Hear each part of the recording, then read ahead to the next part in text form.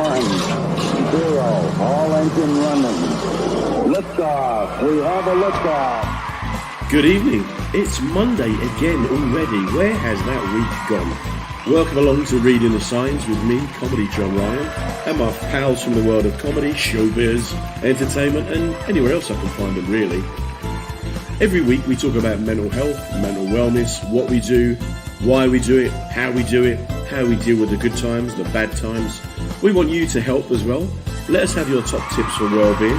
Let us know you're there by putting comments in the box.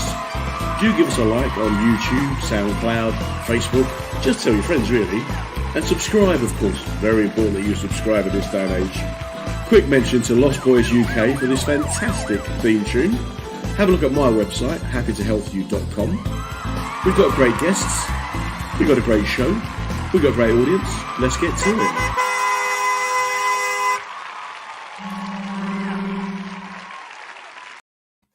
Good evening. It's Monday already. Can you believe how quickly are the days and the weeks and the months going? I am here. That's Caroline. We're going to talk to her in a moment. How you doing? It's going to be a great night tonight. We've got a brilliant guest that I'm going to introduce you to in just a moment. But first of all, as always, how has your day been? I've had a terrific day today. Done a bit of painting, not like a landscape, like a bit of a hallway and a bit of a cupboard. And I've just had a bit of a chilled out day today, really. It's been a full-on 5 weeks for me. I've been away for a month. So a month! Can you believe it? But I've sneakily managed to still do our little shows without anyone realising I was out of the country. But we've had a great time. Tash came with me. We've been around the Canary Islands, been around Portugal, Spain, France. And as always, I've been avoiding the sunshine because, as you know, I don't like the sunshine, which is a good point at which to start talking about well-being. So today, for example, was grey and rainy, and I loved it. That was my kind of weather. You may not have liked it because you don't like the rain and the grey. The point is we're all experiencing the same thing, but interpreting it differently. And that's how well-being and wellness works. We can all be under the same pressure, but it affects us all differently, and we respond accordingly. So just bear that in mind as we go through the next hour, days, weeks, and months. I've had a great weekend doing very little. After our little trips away, we went to Manchester Pride.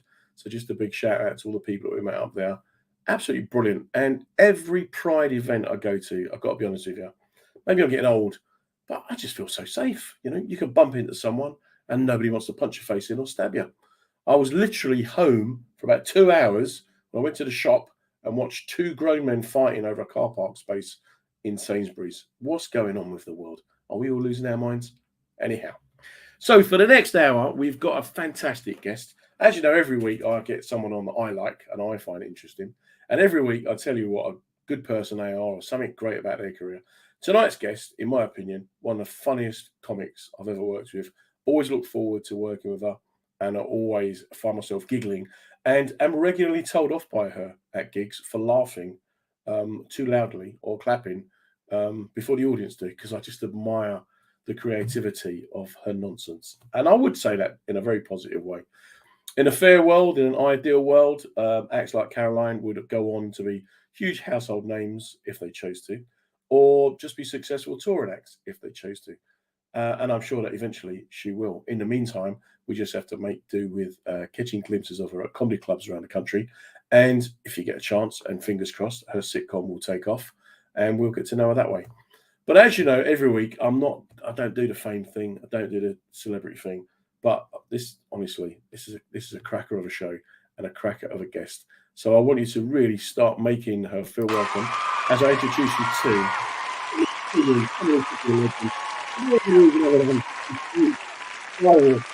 the background tonight.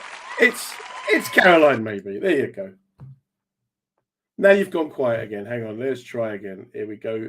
Right, there you go. Try saying something. Hello. There you go. Look at that. How you doing? Oh, wow, it's working. We've done it. We've made it work. We've made it with no pressure. It's the end of the show. Thank you for coming along tonight. Thank you.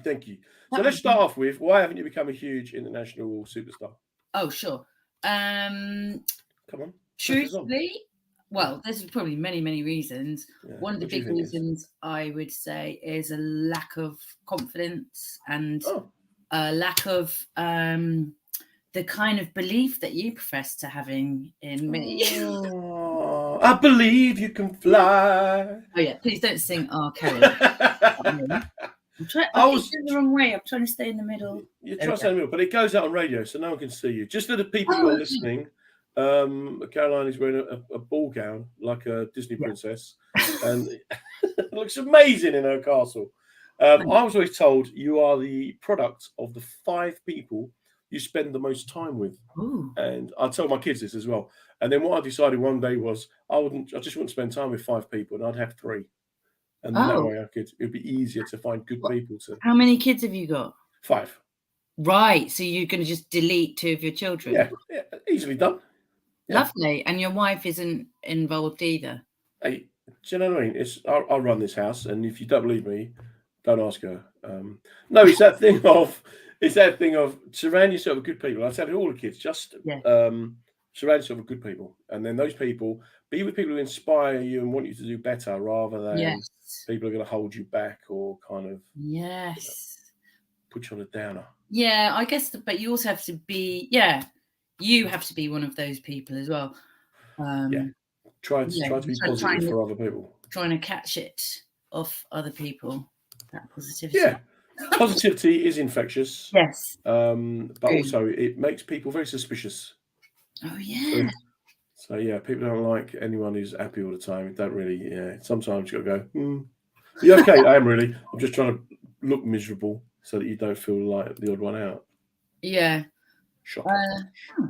No, it's definitely true that positivity is catching and kindness generates kindness most of the time, unless you do make someone suspicious with your kindness and then they retaliate. Suspicious kindness. That could be your next Edinburgh show. Yeah, I'm writing it down. Well, get it down there. And while you're doing that, we're just going to have a quick hello from Steve Troop, who is one of my favourite listeners. Steve Troop. He's going to try and get work out of you. He's a real industrious man. So he's going to try and get some work. Who knows what he will listen to you, and he'll come up. He does everything. He'll come up with an idea that you'll just have to. There you go. Straight on it. Steve has gone from being homeless and at the bottom of society to having his own company, to having a beautiful wife and child. Oh wow! And now he does security. He is now smelling opportunity as always. If security concerns are stopping you, Tormore, he knows someone that can help. Good man, Steve. Good man yourself. Tell us about yourself then, Caroline. Where are you in the family, first of all? Very important. Older brothers, sisters, youngest, only child? What are you? One older sister, and that's it. So, small family. Did you all get on happy? Was you happy sisters? Yeah, moderately. You know, she used to pick me up by my hair. She used to do a thing if I was in her room. She was quite into Dungeons and Dragons and role play and stuff. Okay. And if I was in her room and she didn't want me there, she'd say, "Away with you! 1, 2, 3, 4, 5." And if she got to 5, she's allowed to beat me. Wow! Wouldn't you just go roll the dice again? Yeah. Roll your 15-sided dice. I've got a lot of confusion, but not disrespect for people who play Dungeons and Dragons and all those role play games, right?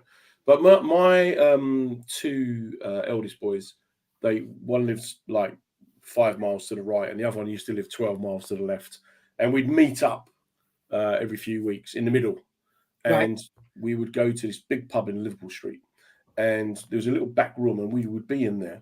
And after about the second week, we realised that we had actually taken a table in a Dungeons and Dragons role play meetup, and there would be dozens of people in there talking exactly like that. And because we were kind of just, they would just carry on as normal. You look like goblins. We would just be sitting there trying not to talk about football. There is no football in Cthulhu. No, it's just a bizarre. Did it not appeal to you? Were you not a game player? No. You didn't want to go, I want to play, I want to roll the dice. You know what? I love games. I really, really love games, but not as involved as that. I like world domination games. Okay. Actually, I like cooperative games. I just like any kind of games where you see with or without, against people altogether. And I like quite complicated games. But my family now, I'm in another small family. I'm the mum, and I've got an unmarried husband and a daughter. Hang on, you've got an unmarried husband. We're not married, but we're adults. I've got an unmarried husband living with me. Oh, mate. Write that down. It's funny. Come on. We're going to write you next year's show. Okay, that's going after the suspicious kindness. Suspicious kindness. And is there just the one child? Just one child. And I think she doesn't mind playing games with other people. But because she knows I love playing games, she refuses to play games with me. Oh, Steve Tripp's suggesting risk. Yeah, I like a bit of risk. I've been playing Azul. And how does that, mate? I'm just going to get Steve in here and you two can talk to each other. How does that work? Is it one of them you roll the dice and you dress up, or is it? Well, no dressing up. Risk is a board game where you'll be a colour and you have a secret mission either to control it's like a Victorian, very British centric map of the world, and you have to control various continents. Right, is it? You got to take over the world? Yeah, world domination. But because your missions are secret, there's an element of pure terror, because you may be that someone else's mission may be to destroy your army, and you don't know. And do you play this on your own or with other people? No. You can't. No, it's a social thing. But I very rarely play because. You get a bit too involved. You start. Yeah, I'm very competitive. Taking it seriously. I take it very seriously. But people, like somehow my family don't want to play, and then. Oh. Yeah. Is there something? Are you violent? Are you territorial? Do you not let them roll the dice? Do you have you got OCD? Do you clean? No, I think that I think some personalities just aren't into games. I think they're boring and they'd rather do something else. Yeah, it's my personality. That's definitely right there. Yeah. So, and I still like you. I still like you, John. We can still be friends. Yeah. But just not Thursdays between 5 and 9:30. My mate had an absolutely cracking girlfriend, stunning, and she was a bit of a goth. And she used to play Dungeons and Dragons, and he would go to a games night, and he couldn't play. He just used to sit, patiently bring them drinks and snacks and things. And then eventually they fell out because he just wouldn't play, and he tried to play. But then she felt he only wanted to play so that he could have his way with her. Right. Which I think is a good reason. Good reason enough. I'm just going to get my dog. It's eating the slippers. You're just going to get your dog who's eating the slippers. Let me show. Okay. Right. Okay. It was destroying There she is. Oh, I thought you'd gone. I thought you'd gone because it was your turn or something. Oh yeah, it's my turn to play. I had to rescue the slippers. You take her. So then school. Tell me about school. Did you like school? Were you bright? Yeah, I was quite academic, John. Would you believe? No, of course I believe that. Very academic young lady I was. And what was your favourite subject? Well, I did for my A levels. I did. Hello, John. It's Robert Van Buren, who's doesn't live in Spain, and he's not a psychologist. Which for the first year I was convinced he was. Oh, really? What is he a namesake of? He's a horologist. Oh, what does that mean? Time? Yeah, he's a time traveller. Robert, that's your new job, mate. You're a time traveller. See, write it down. Get it in the book. So tell me about what's your favourite subjects at school? For A levels, I did maths, English, and art. So I couldn't decide between. And then actually, I wanted to do French as well. Right. But I didn't. But I sort of split between these three different. I like English and art, mate. That's so proper. I like creative. math because you knew if you got the answer right. Yeah. And then the opposite of that is art, really, and then English is like halfway in between. I found it really stressful writing essays. I used to get really upset about being judged.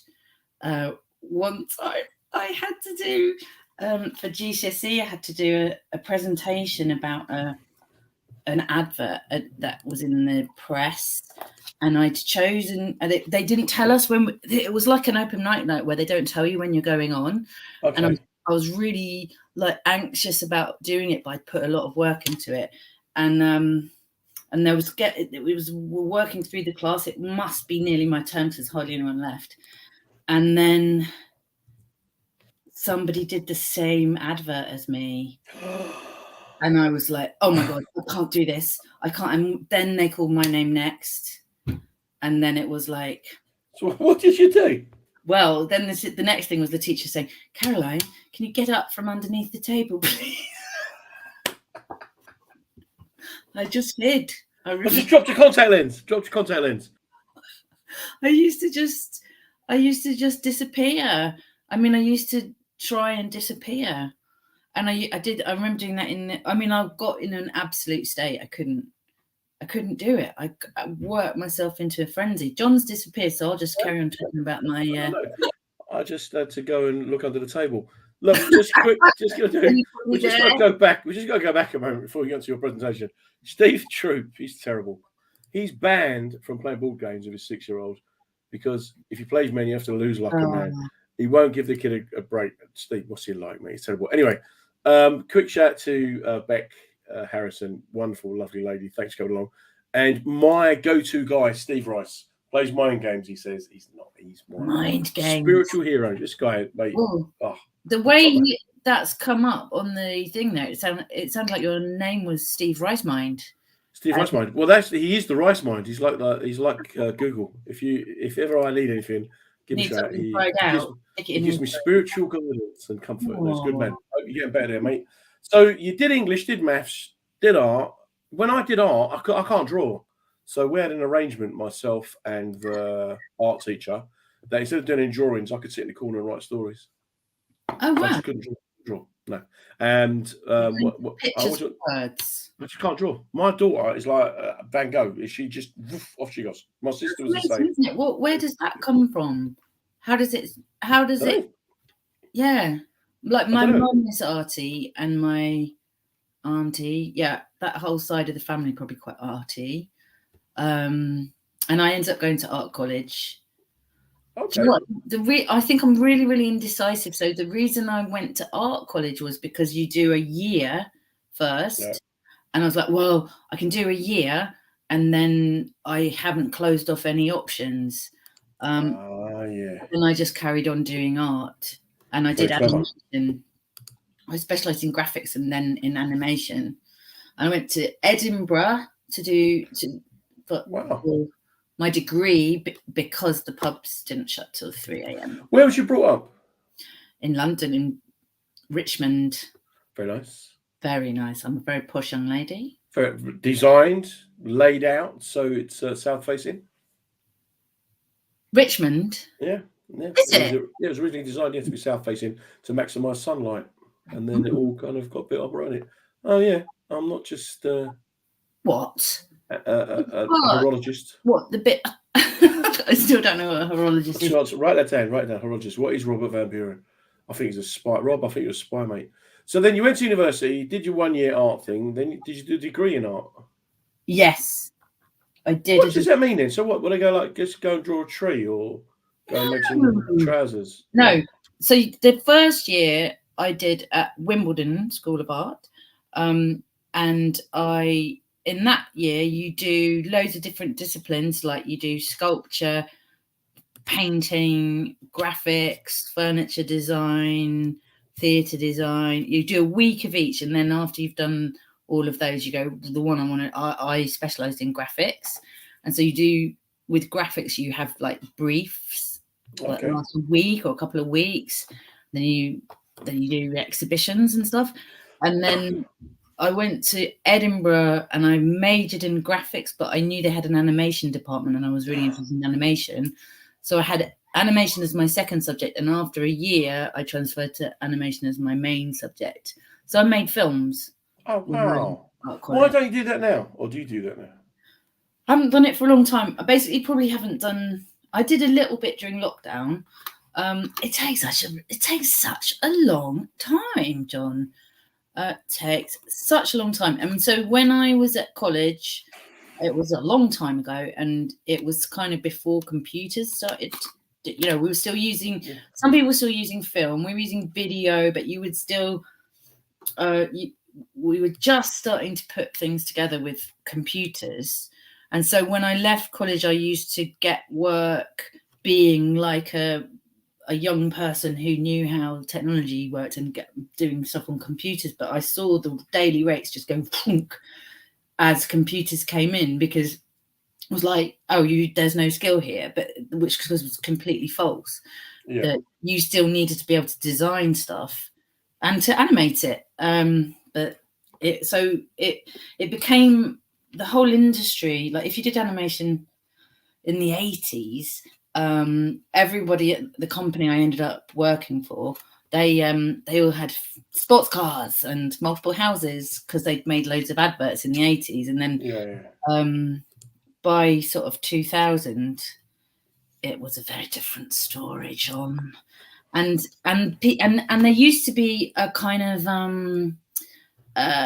culture of funding to make short films. So you'd make your adverts and your pop videos and whatever, and then you would all the time be making a short film which would go around festivals and TV. But then that funding all dried up, so it became really tedious, and you used to have to pitch on things kind of for a month. One time we worked full time on a thing before we found out whether we got the job. You had to make the advert in order to get the advert. Yeah. And I started doing stand-up during that time, and I thought, I'd rather do this. So I did. So what was your first gig? What made you decide to do it? Well, the first thing I did was actually not exactly stand-up. I did a sort of two-hander weird show in Edinburgh. And the reason I did that was because my friend who had been at Wimbledon School of Art had ended up sort of doing performance art, and him and his friend had won the Perrier Newcomer Award, I guess like 2001. It was Noble and Silver. I don't know if you know them. Do you? No. Tim Noble, he's about to do a show at the Soho Theatre. He's absolutely amazing, and you would love him, John. Okay. He does a lot of stuff about mental health. Okay. Kim Noble. Yeah, he's amazing. You'll love him, and I think his show starts next week. Okay. So they did a show, and I was like, well, if they can do it, I can do it. So me and my friend did one, and it turned out we didn't win any prizes. Yeah. Slight flaw in your otherwise brilliant plan. And then after that, I sort of did some improv, and then I eventually decided to do it on my own. And I had to do a course because I was scared. No. Where'd you do the course? What course did you do? I did the Amuse Moose course with Logan Murray. Brilliant. Yeah, it was brilliant. It was really good. Did anyone from that course go on to achieve greatness? Well, Julian Dean. I don't think that was a household name, but Julian Dean's a very funny guy. Actually, he's on my list of potential guests. Yeah, very funny. Matt Brown was on that course. Matt, yeah, good guy. Who else? Oh, Ginger from Ginger and Black. So, yep. Yeah. It's funny because before Logan ran that course, I used to do the comparing part of it. Did you? Yeah, and then because if I wouldn't be doing comedy, if it wasn't for Hills Jago, I used to go and watch comedy at her club. Yeah. And I started doing a writing comedy course because I went to do children's writing, but not enough people wanted to do it, so it got cancelled. So I ended up doing this comedy writing course, and on the first night, literally, everyone said, "Why are you here?" Well, I'm going to be like Eddie Izzard, or I'm going to be like Alan Davis. Yeah. I said, "My name's John. I work for the council. I think I'm in the wrong course." Everyone laughed, and then the guy that was taking it went, "All right, mate, save your funnies for the stage. Think it'll be funny off stage." I said, "No, I do have to be funny off stage, mate. It's called being sociable." So straight away, we clashed. Who was it? Do you know him? Mark Blake. Okay, yeah. So then for the next 6 weeks, it was basically a case of him setting us homework, write a joke each. I'd write 10, and he would be forced to read them out, and everyone would laugh and clap. And then Hill said, "Look, I don't do a gig." So I put my name down for one gig. I was only ever going to do one gig. It went really well, and then I carried on doing gigs because I wanted to write for kids. So I thought if I did stand up, people would look at my writing. But I had a nice job on the council. No one's going to look at your writing if you work for the council. So I did some stand up and then got some writing gigs. And did you get writing for kids? Yeah, within about 6 weeks, I think it was. Really? Really that quick? Yeah, just right place, right time, right person. But it was interesting that because I did a gig last week and she turned up and I've not seen her in about 5 or 6 years. Yeah. I'm so pleased to see her. And you just go, wow, look, I did say to her, have you come to scout me? But sometimes when I'm in like Tokyo or New York or somewhere, I'm like, wow, if I hadn't met her, I would not be doing this. So it's funny how we meet people at different times in our life who kind of help us through. But when I was, one of the courses I did, I would say at the start of each new course, look around the room and point to the person you think is going to make it, right? The point being, you should point to yourself. Right, yeah. And I did 4. And on 3 of them, everyone pointed to someone. And on the 4th one, 3 lads pointed to themselves. And those 3 lads were Marek Glowwood, Greg Davis, and Rod Gilbert. Wow. Yeah, so it just shows even at the start, if you don't have a reason for doing it, you'll just spin. You'll just spin around. And it's a focus thing, isn't it? There you go. Maybe your artiness, maybe that arty kind of hippie background. Yeah. So when you started doing gigs on your own, then, did you miss the comfort and security of a second person, or? Well, it means you've got control and you can just go ahead and just do things, say yes to things. You don't have to check if the other person's available. You don't have to plan and rehearse and all that kind of stuff. I was pretty wacky when I started stand up. I think I looked up my first set list or something, and I think I used what I used to say right at the very beginning. I used to go on stage and go, "Hello, has anyone here seen Star Wars? I'm made of sticks." And that's like, so maybe that answers your earlier question of why that was your opening. I think I did that for quite a while. I mean, a good few gigs, and sometimes it works really, really well. But I don't know. Yeah, but when it didn't, I can imagine that's kind of that's a bit of a challenge for everyone involved. But you see, I like silly, right? And what I love about you is that it's just that you're silly, and I can't do that. And so when I see people, and it used to be, there used to be a lot more characters. Yeah. And that's why I love the King's Head. I will host the King's Head on a Thursday whenever people have me. And some of the people I've seen there, I'm like, you can see the other new acts with their portfolios and their CVs and their manager sitting next to them going, this guy's just tying up his shoe to music. I'm like, it's genius. Yes.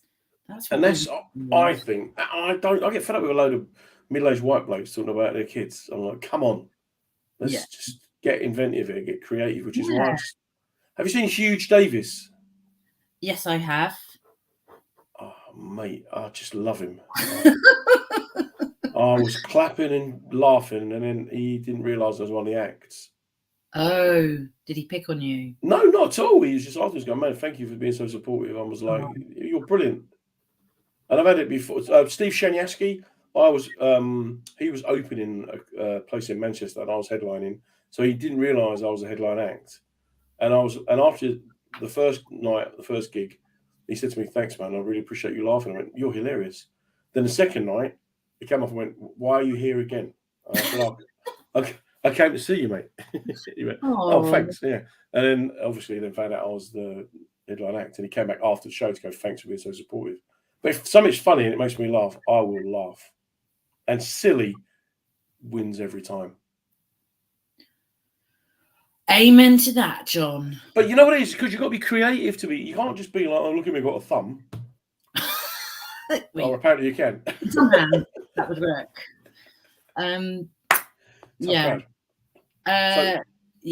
So Martin Sohn. Yes. Yeah. I had to follow him once at the Beer Cat, and they don't have a compare. So the guy literally went on, Martin Sohn is John Ryan. I went on crying my eyes out. Still got tears streaming down my face, and someone went, "Are you all right?" I went, "No, I need a glass of water." Oh, how funny is that bloke? And someone else went, "He's rubbish." I went, "Mate, I really want to punch you in the face right now. That's genius." And he got a big laugh. He went, "Please don't." But given that you're taking a risk, because you're not going out there being one of the girly lads, you're just being yourself. What when it goes wrong, then how does that feel? Oh, horrible.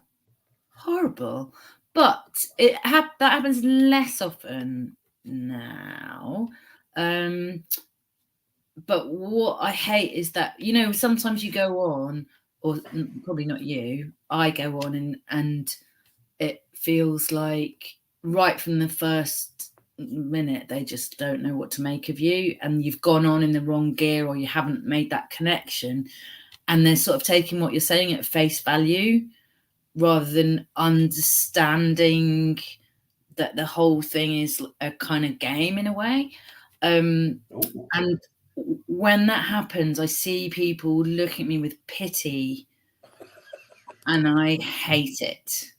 And there's nothing you can do. No. They're looking at you like, "I'm so sorry that you've put yourself through this. What gave you an idea?" I won't be here long. I'll be gone soon. It's so awful. And so you're like, if what you're doing isn't working, try something else. But everything that I do is within the same kind of parameters. Like basically, if you don't like what I'm doing right now, you don't like me. So yeah. I get that. No, I get that. Not like I can do a fucking ice skating routine for you. Oh, excuse my language. That's okay. Ice skating routine. I can't do an ice skating routine. If you don't like my jokes, I can't paint a caricature. I can tell them. You can make an animation. Very, very slowly, not within the 20-minute time frame that we're looking for. Do a leg. Yeah. A wing. Blinking. I could do someone having a conversation with their hand in front of their mouth. Just there you go. Mate, get that write that down. That's the next year's show, Kevin. For anyone who's just tuning in on SoundCloud, mensradiostation.com, womensradiostation.com, Deluxe Radio, YouTube, Facebook, Twitter, LinkedIn. I'm John Ryan. This is Reading the Signs, and my guest this week is the fabulous. I'm going to call you fabulous. The fabulous. I like it. Caroline Maybe, who is just a hilarious person, but also turns out should be working for Pixar. No, it's a weird thing. Like I think that the impulse to do stand-up was the same impulse as the impulse to make animated films. It's just like to make something and to share it with people in a way. But with you're like sweet and gentle Jesus. You're sharing your gift with the world. That's who I am. But with animation, so I think the point where I kind of just lost heart in it was I got shortlisted for a funding scheme, and I went to the interview, and I had this, I'd put together all these plans to make this film, and I didn't get it, but I realized that if I had got the funding, I would have had to work for 6 months on minimum wage to complete this thing, and it was supposed to be a great privilege, and it would have been a great privilege, but it wouldn't. No one would have ever seen it anyway. There wasn't an outlet for it anymore. There wasn't. It just that stuff doesn't really do anything. And the most important thing was that if you're making a film, an animated film, in a drawn one like what I was doing, you plan it out, you do the storyboard, and then for 6 months you just execute it as according to plan. Do you know what I mean? So not much really, the bit changes, but really all you're doing is filling in the blanks that you've set out. Whereas and then at the point of consumption, you're not there when people enjoy it or otherwise. So you don't experience people receiving the thing that you've sent out into the universe. Whereas with stand-up, you can have an idea that day, you can turn it, like you can like shoot it out that evening, and it's never finished. It's always a work in progress. And that was a kind of mind-blowing thing in a way, because with animation, it's like just closed off when it's done. Yeah. It's done, and then you move on to the next thing. But with stand-up, it's not like that. And it helped me a lot, I think, with my instinct to be a perfectionist and to not try things in case they weren't good enough. Like, you can't be like that with stand-up. You have to take risks. Yeah, you fear of failure. And the guys, when I say guys, male and female, who do well, who succeed, are the ones who get a formula, but within that formula, they can take risks. So you can kind of, I mean, I've watched acts before now who they start being crude and lewd, and you're looking at them thinking, it just doesn't suit you, mate. I sometimes write jokes that don't work for me, and I'll give them to people, and they'll go, man, you should use this. I'm like, ain't gonna work for me. I can't do that. Can't. You know, my thing is, I'm your mate. I live next door to you. Let's go and have a beer, and this is how I see the world. I can't suddenly start waxing lyrical at polar bears. Even that's very funny. I'll have that one if it's going to there. Yeah, that'd be good. Yeah, it's that thing, isn't it? It's that kind of whole. Yeah, I'm from an early age. I always liked opera music, and it used to freak people out. You know, it'd be like they come around the house. They look at your record collection. They go, "What's this, Pavarotti? What are you doing out there? Did you get it by mistake? Did your gran buy it?" I'm like, "No, that's proper music, mate." So it's that banging tune. So when you sing songs on boats, is that what you're singing? A bit of opera? Well, I'd like to do a bit of opera, a bit of warbling, a bit of crooning. And it's funny. So, like, Tash hadn't really seen me singing, and for her to be in a theatre with like 1,500 people, she went, and then you burst into song, and I was like, "Oh my god, what's he doing? He's not in the kitchen now." So it's that thing of even still being able to surprise people who know you. Yeah. And it's that whole thing of, that's what I love about doing the kind of mental health workshops in workplaces, because people go, kind of a comedian in, then they're laughing about suicide or about depression or about, because it's taken them, because again, I'm always the outsider, but I'm your mate. So while I've never had any depression or anxiety issues myself, I've never had suicidal thoughts. Haven't you? No, I've known enough people who have and who've lived with it to kind of be able to see. My mum, she would lock herself away for weeks on end, and so and the room curtains would be drawn, door closed. So I'd just get a book and go in there and sit at the end of her bed with a lamp on and read a book quietly. Oh. And then I was quite happy, make sure get her a drink of water or something, a cup of tea. So you would read to her? Or read? She would go read out loud, and I'd be reading Roderick the Red or Gregory the Green. It's just not a great story. It's a pirate. You got pirates. You're coming in here with pirates. So and then I've had friends who've kind of have been visited by the black dog. So I kind of know there's no point going, do you know what? Go back to work, you'll feel better. Or come down to the pub, you'll feel better. I'll come around your house, I'll wash your dishes, make you some food, not talk to you, and then leave. Oh, there's a blessing. Not being spoken to by John Ryan. That's next year's show title. It's all come together. Not being spoken to by John Ryan. No, if you're suffering in the midst of a dark episode, the last thing you want is someone going, "Well, I'll tell you what I'll do. I'll put a bit of music on. You'll feel much better." Yeah, I just sort of assumed that to be interested in mental health, you would probably have experienced some mental ill health.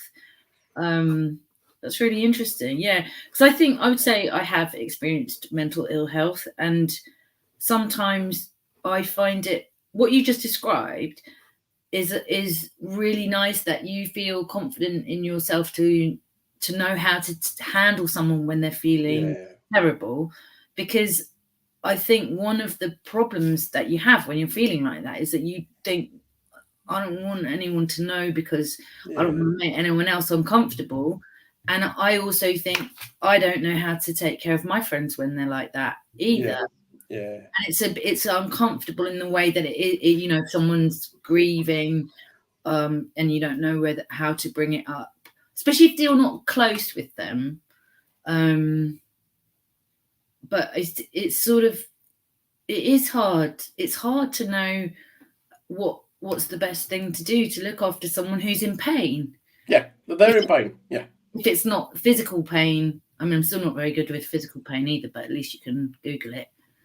I can't. I can do vomit. I can clean up vomit or blood or feces, but I struggle with toenails. Oh. And if there's toenails in the vomit, no, that's well, I worked in community care for 10 years, and I worked in.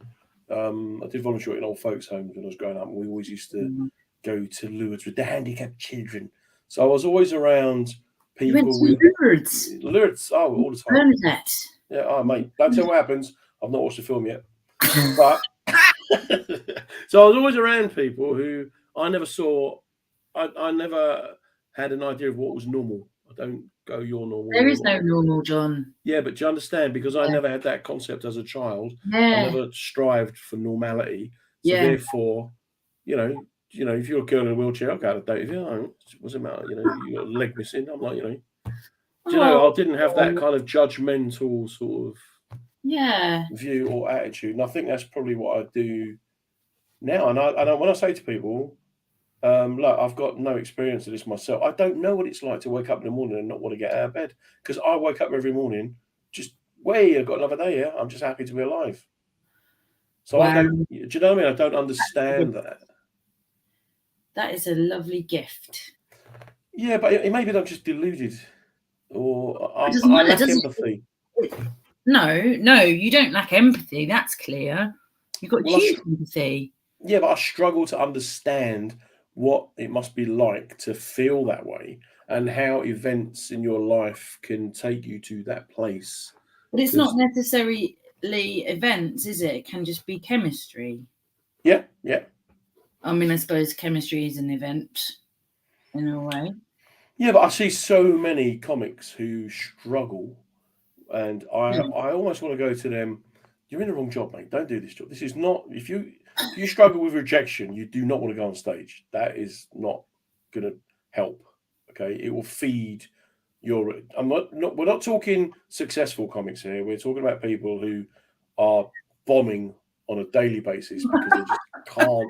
Oh no! Is this an intervention, John? This is why we've been called tonight. The family have asked me to have a word. No, you know what I mean. You get people like I can even remember doing gigs with you where I've watched other acts and I'm thinking, what are you doing, man? You know, it's a Thursday night. You could be at home watching Casualty. You're just taking up. Casualty's on Saturday. Come on. Is it? We could have recorded it, but you could have. You're taking up space. Taking up space and air. Yeah, but that's not. But that person's not somebody who's getting depressed about it. Surely. Yeah, because I've had people message me. Yeah, oh, mate. I once famously I was a late replacement to close the show. There was a new Act of the Year competition on. And I went along and I'd done a gig and they literally rang me at the gig going, like, our headline act doesn't turn up. Can you come and close the show? I went, yeah, of course I can. So I go along to this new act competition. And when I get there, there's this guy called David who went, oh, you're John Ryan. I saw you on Saturday at Nottingham Jongleurs. I went, yeah. He goes, what are you doing here? I said, I've come to close the show. I just go, are you on? I said, yeah, I've been on. It's difficult. There's only 6 people in. I went, no, that's not a problem. On stage, a guy is having a terrible gig, right? And he's getting really abusive to the audience. So guy comes off stage, comes over to us, and he says to David, oh, yeah, that was all right, wasn't it? That was okay, I felt I got away with that.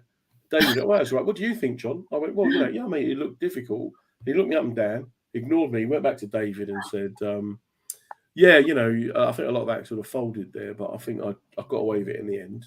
And David, yeah, what, John, do you think? And he went to me, have you been on yet? Have you been on yet, mate? Have you been on? And I said, no. He goes, yeah, well, until you've been on, keep that shut. Wow. So I said, okay, yeah, that's a fair point, mate. Anyway, I then went on to close the show, by which time more people had come in. And then I saw David came in. He came in. I could see him in the back of the room watching me. Yeah. And then I went home. Anyway, I literally got home at like midnight. I got up at 4 a.m. to go to the airport because we do these hotel gigs around Europe. And so I got to the airport, got on a plane, flew to Egypt, and then got off the plane, got on a coach, got to the hotel, had a doze, got up, time to let everyone know I'm all right at home, go on my Facebook Messenger, and I've got a message from this guy saying, sorry about last night. I didn't realise you're a pro act. Human being. You must have thought I was really rude. Please, I'm not like that. I didn't realise it was you. End of. Then about 20 minutes later, he sent me a message going, Anyway, I thought you were good. I liked what you did, and yeah, I've learned a lot watching you. Then about another 15 minutes, and it said, so I was wondering if you could maybe meet up for a coffee, or if you'd be willing to recommend me to anyone. Wow. Now, bear in mind, when he sent these messages, I was at an airport, on a plane, on a coach, going to sleep. About another 15, 20 minutes later, going, mate, if you're not going to answer me, if you're not interested, can you at least tell me that you're not interested to go away, and I'll go away. Then there's like about an hour's gap. He's going, I don't know who you think you are, mate. You're not all that. You were doing a new act competition, so I don't know why you're going all quiet like you're some big act. Then there's another gap with him going, telling me what to go and do to myself. So I send a reply back saying, mate, I'm really sorry, I wasn't being rude. I was on a plane, on a hotel. And he literally come back with, yeah, any old excuse. What? Last night you were a new act competition, and today you're an international comedian. Well, I've never heard of you. And anyway, I went, okay, fair enough, left it at that. Kind of went out, went to bed, got up next morning, go on to talk to family, message from his girlfriend going, this guy, who I'll tell you his name off stage, after the show, he's having a lot of trouble at the moment, and I think you've triggered a lot of his anxiety issues. What? What did I actually do other than get on an airplane? You are unbelievable, John. But just says, someone like that, you go, mate, you should not be going on stage and exposing yourself. But how do you cope then? If you know that the darkness is going to come or whatever, what do people do? How do they get through it? How do they get over it?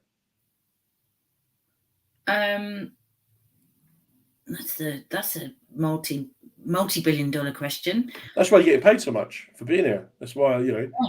Oh yeah, I'm going to sort out my mortgage. Done.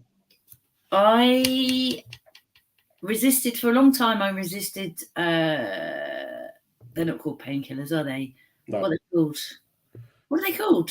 Antidepressants. Yes. Antidepressants. I didn't want to have them, and then I started having them, and it got better. Did it help? Yeah. So, in my case, it did. I remember the first time a doctor suggested. I had this one terrible like I used to get depressed as a teenager, and like obviously you heard about me going under the table. Like I used to take things very seriously and kind of catastrophize about stuff. Yeah. But I had this one time when I was like early 20s, and I just had this weird, horrible feeling that every time I was like saying on the phone, saying goodbye to somebody, I had this horrible feeling that it was the last time I was going to say goodbye to them. And I didn't know, it wasn't that I was feeling like I wanted to suicide. It was just that I felt like it was going to happen, and it was somehow out of my control, and I hadn't really experienced anything like that before, and it really scared me. So I went to the doctor, and the doctor was like, well, you need some Prozac. And then, by the way, one of the side effects of Prozac is you'll feel suicidal. And I was like, well, I'm not going to take it then. Yeah, I'm with you on that one. So cure depression, but in your life. Lovely. And I know I had a friend of mine had a flatmate who was on acne medication. Yeah. Roaccutane. And she did kill herself, and she hadn't previously had any depression. So I was very wary about like medicating, but I'm on citalopram, and what I think it does for me is that whereas I might have used to wake up and be kind of, if you imagine you're at sort of 12 o'clock and then you could go one way or the other into positive or negative. So you're right in the middle. And so just having that as a positive starting point pushes me into positivity rather than into negativity. So you tip one way, you can tip far into positivity or far into negativity. And so it just helps me to go that way instead of that way. And it means I don't, like, I guess I used to lose days and weeks just sort of kind of the equivalent of rocking back and forth. Yeah. Do you know what I mean? And I don't really do, like, I still can have unproductive time, and I still have self-doubt and, find ways to self-sabotage when I'm trying to get things done. Self-sabotage is a good one. That's a great word, But like sometimes I'll do nothing. I'm just, you know what? Today I'm going to do nothing. Go have a shower, because I've got hygiene issues. I'll have a shower, brush my teeth. I'm just going to read a Where book. you're going wrong, mate. Yeah, that's what's stopping it. I'll just sit on the couch, sit in a chair, read a book, stare out the window, listen to music. We'll do nothing. So you feel okay about that? Yeah, I feel great. I feel like if I did that, I would feel guilty and bad. All right. Right. And so I wouldn't get the benefit of doing that. It might be exactly what I need to do, but I won't get the benefit of it because I'll be like, I should be doing something, I should be achieving something, I should be getting something. So I'm getting better now at like saying, well, actually, I've worked 4 nights on the trot. And so when other people work, I can actually work. And if I'm watching a sitcom, that's also work, that's research. Yeah. But I still feel it's taken me a long time to get to that point where I'm like, I shouldn't. But so I'll, instead of doing that nice positive thing that you described, I'll be sitting at my computer going and not getting anything done anyway. But I am actually getting better. And so I think, it's about balance, isn't it? I go through exercise and meditation and... Do you know the big one, though, for comics? I never compare myself to anyone. So I never go, why is he doing it and I'm not, or why are they doing it and I'm not. In fact, I very rarely tell people what I'm doing because I don't want them to feel that towards me. Well, it's funny you say that because earlier I suddenly started to feel like that because you're talking about being in Tokyo, you're talking about and asking me about I was like, I hope he's not going to ask me my best Tokyo gig story because I haven't got a Tokyo gig story. Do you know what I mean? Like sometimes you do have to measure your success by external things. Otherwise, you're going to end up like that guy who, demanding stuff of strangers on Messenger. Like, where do you become? But I feel like I try not to compare myself, and I try to be happy with what I'm doing on its own terms. And I'm not aiming to be a cruise ship comedian, so I can't be sad that I'm not on a cruise ship. No, that's right. There you go. Yeah. But isn't it funny how you probably woke up this morning with no idea that you got a massive fan in my house with me? Do you know? And it's funny sometimes. Well, make them show their face, John. I would pay to watch you do an hour, and there's not many people that I would say that about. Well, and it's that thing, isn't it, where you go, yeah, actually, there is someone out there somewhere. There's 7 billion people on the planet. There'll be 1 or 2 of them who think I'm all right. Well, yeah. Do you know what? I just did the Camden Fringe. You had the opportunity to pay to see me for an hour. Oh. There were 6 opportunities. Like only fans, was it? Was it all only fans things? Yeah, 1-on-1. And in fact, this is what this is, right? If you want to continue the conversation, please donate $5.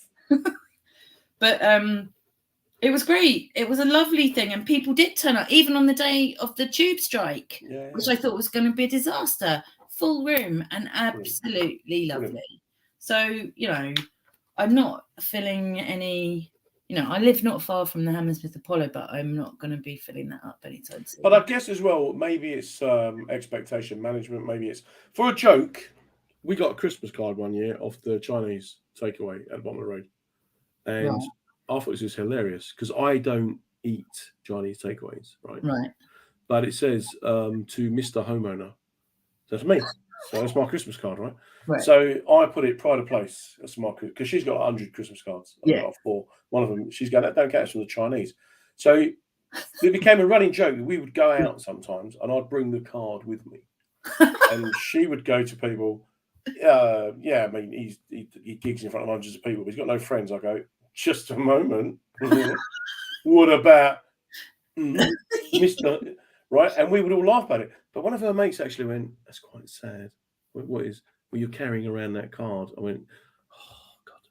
Now, rather than go, no, you're missing the point, I go, no, he's my friend. I've just carried on this pretend. Right, yeah. You know what I mean? But it's that whole thing of being able to laugh at and laugh with, isn't it? Yeah, that's what happens sometimes when people appear to not get me on stage. That's that feeling. And you're right. What you need to do is double down and go bigger on it. Yeah, own it. You're making a world That is Caroline's world. And what you're doing is giving us a glimpse into this lovely, crazy, manic world. You're like a proper storyteller. And once you start talking about combs, I'm like, this makes perfect sense in the context of you. If I start to talk about it, I'll get committed. Well, horses for courses, isn't it? It's horses for courses. I'm going to have that as that's going to be your profound statement. Horses for courses. Caroline thinks the key to good mental well-being is horses for courses. Yeah, I have not come up with a no, that's it. Horses for courses. Yeah. Everyone has a lane. Stay in lane. There you go. Look at that. Beautiful. Everyone has a lane. Mate, that hour has just flown by, and I'm going to get you back on. Is that the end of it? That's it, mate. I'm going to get you back on. Oh, because I think you're hilarious and you're great company and you're refreshing. And don't let anyone tell you anything different. You're an angel. No, you know what it is. It's just that thing of just be. We just got to be who we are and what we are. We've got a horse to course. Horse to course. On that note, I'm going to say good night. I will. If you hang about for about 5 minutes, I'll come back and talk to you once I stop recording. You can have a private chat with you. No, you can listen. So that was a brilliant Caroline Maybe, who's just a spark of life. And it's really important when you have people like this around you, you get an opportunity to tell them, you go, you know what, I think you're hilarious, or I think you're a good person. On that note, just want to say give a little mention to my mate Rhiannon, who sadly passed away recently. Anyone who listened to the show during lockdown, Rhiannon was a regular guest who was just really ill, and over time it kind of caught up with her and it won. Tomorrow we're celebrating her life with a funeral, but it's fancy dress. It's a fancy dress funeral, so that's going to be an emotional day, I should imagine, but it's a day that's got to be dealt with, because as Rhiannon herself would say, life is about living, and if you can't live your life, then you're wasting your life. And she battled very much with different cancers and stuff. 40 years of age is no age to pass away, but we'll all be there tomorrow. We are going as Mr. and Mrs. Potato. We don't even have to dress up. It's just the state of us. But if you have Rhiannons in your life, then let them know that they're appreciated. Let them know that they're mischief and they're mayhem and their kind of slightly distorted view of the world, as Caroline has shown tonight. We need people like this. We need interesting characters and characters who can put a smile on their face. So Rhiannon, wherever you are out there in the great ether, tomorrow we will be thinking of you, especially as I'm going to be driving a car dressed as Mr. Potato. If you do know anyone who's struggling, life ain't easy. Life, it can be tough. And as Caroline was saying, depression can be quite a hard one. But there are tips. It's not the end of the world. There's not going to be a cure. Depression is something that you live with. And we're meant to have depression because it protects us. It reminds us of things that have happened in the past, which can hopefully prevent us from repeating and suffering from those same experiences. If you do feel that you are having a tough time and you're aware of your feelings, that's always great. Support networks are always really helpful, but that's where those of us who are allies step in. If you know someone who's in trouble, reach out to them, let them know you're there. They'll probably ignore you. They will be disinterested, very likely. But you know what? When they get better, when times improve, and they invariably will, they will appreciate the fact that during their hard times, you were there for them. If you are struggling with anything, or even if you're not struggling with anything, challenge negative thinking, do things you enjoy, and just try to just make the most of every minute of every hour of every day. I know it sounds like a cliche. If I was American now, I'd say, hey, let's all love life and have a good time. But I'm not. I'm just a bloke from Essex, just doing my bit, trying to get through this great life that we have. And hopefully by coming along every Monday, as you do, you'll pick up some tips, pick up some ideas. Next week, we're going to have another great guest. In the meantime, do keep listening, do keep tuning in. Stay safe, and we'll see you soon. Well, that's the end of another great show. What a brilliant guest that was. I could have spoken to them for hours. Don't forget to check out all the other brilliant shows on the mensradiostation.com website, as well as womensradiostation.com as well. Do subscribe to all of our media outlets, Facebook, YouTube, Instagram, Twitter, all those things. But tell your friends. Big thank you to Lost Boys UK, who have provided this fantastic music for the show. Check out my website, happytohelpyou.com. We'll be back next week. Really do take care of yourself, and remember, you're not on your own. You're part of the mensradiostation.com family. Take care. Good night.